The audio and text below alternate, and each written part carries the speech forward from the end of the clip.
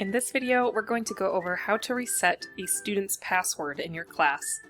To begin, go ahead and open the class where the student is located that you want to reset. Then go ahead and click on the Members tab. Once we're on the Members page, we're going to locate our student and then click View Member. From here, you're going to click on the Reset Password tab, and from there, you're simply going to enter in their new password.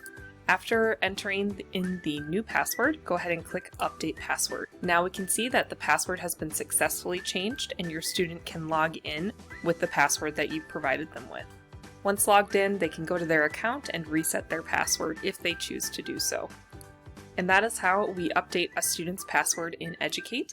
Be sure to check out our other tutorials in the Knowledge Library to learn how to maximize the use of the platform.